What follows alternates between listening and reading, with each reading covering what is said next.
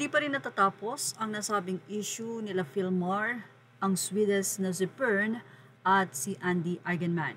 Kahit na nga nag-explain na itong si Philmar na wala naman talagang cheating na nangyayari. At ayon nga kay Philmar, wala na akong pake kung ano man ang isipin nyo dahil matatanda na kayo. Anyway, isa sa nagtanggol kay Pern or ang kaibigan ni Philmar Alipayo ay ang kasambahay ni Ellen Adarna na si Jessa Mucho. Mula sa kanyang Instagram, nagsalita sa lingwahe ng Bisaya ang nasabi nga pong kasambahay ni Ellen Adarna. Ito ay na-translate sa Tagalog ng artikulo ng kami.ph.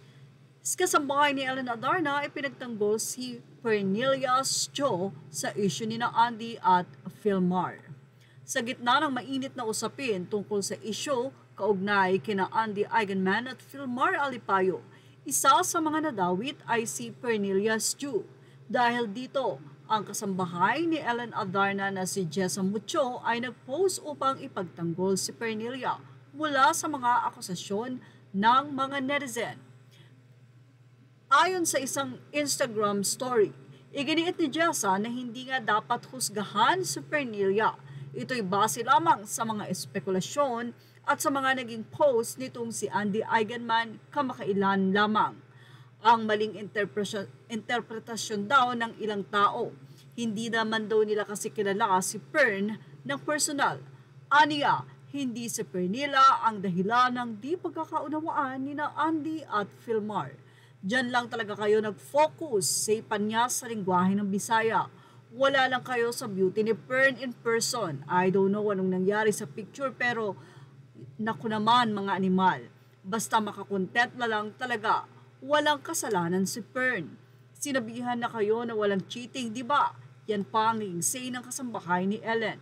Dagdag pa niya, may sarili nga daw boyfriend o nobyo tong si Pernilla na isa ring Bisaya. Kaya't malayong siya ang may kinalaman sa issue. Mabait lang daw talaga itong si Pern, very sweet and loving daw ito. Ayon sa kasambahay ni Ellen, mas pinili na lamang daw ni Pern na manahimik at i-deactivate na lang ang kanyang social media accounts kesa magsalita pa upang hindi na nga lang daw lumala ang usapin. Ani pa ng kasambahay ni Ellen, mas Pinoy pa raw ang puso at isip ni Pern. Mas nakakaintindi pa siya kaysa sa atin. Yan pa ang naging paliwanag ng kasambahay ni Ellen. At yan ang ating showbiz snap update. Thank you for watching. Please like, share, and subscribe.